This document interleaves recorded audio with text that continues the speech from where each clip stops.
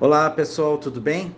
Estamos retornando com o nosso podcast Sem Juridiquês, agora diretamente do nosso Instagram, João Freitas Advogados Associados, e também do nosso novo Instagram Sem Juridiquês com João Freitas. E o nosso tema de hoje é o seguinte: aluguel sem contrato. E agora? Como pode o inquilino se manifestar? Como pode o proprietário se manifestar nesse caso? Bom, pessoal, alugar um imóvel sem contrato, vocês sabem que é uma prática comum, mas que pode resultar em riscos.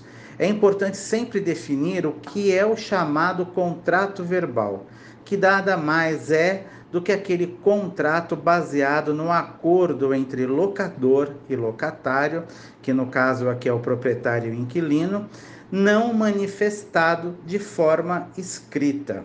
A lei é clara quando diz que é lícito às partes estipular contratos atípicos, observadas as normas gerais fixadas.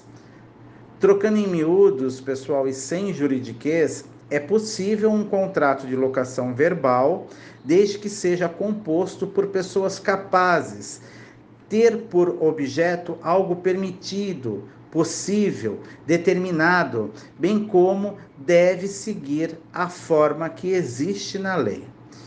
E aí, mesmo válido esse contrato verbal, será que ele traz algum risco por não ter sido assinado?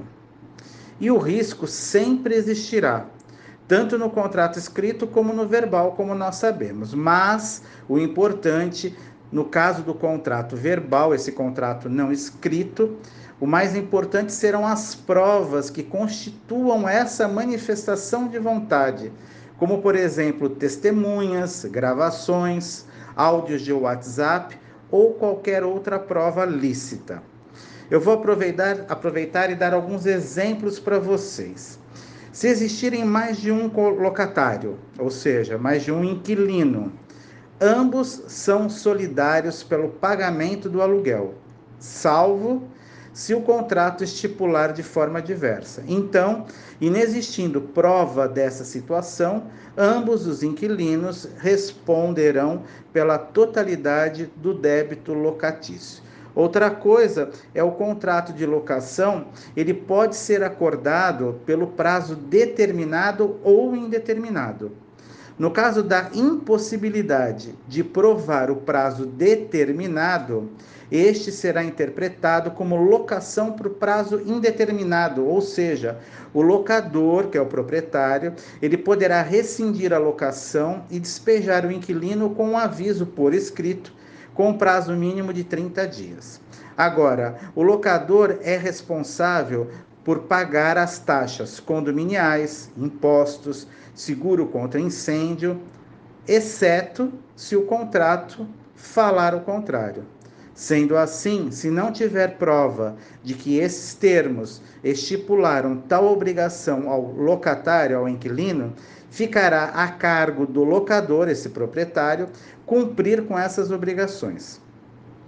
Como podemos perceber nos exemplos que eu acabei de dar, o contrato de locação verbal ele é válido, mas cuidado.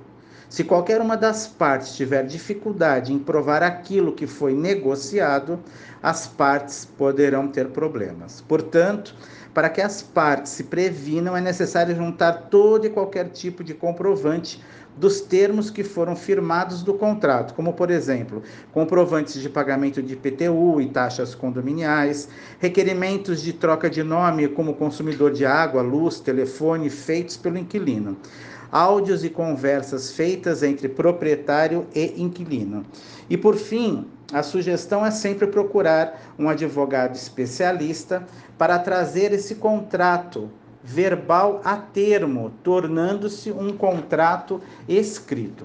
Concluindo, pessoal, os contratos verbais de locação, eles são válidos, porém eles são frágeis, tanto para o locador quanto para o locatário, dependendo das provas e muitas vezes da análise judicial. Portanto, o mais importante é transformar um contrato verbal em contrato escrito, o que trará mais segurança e equilíbrio entre as partes. Uma boa sorte para vocês, espero que vocês tenham gostado e conto com o seu comentário aqui no Instagram.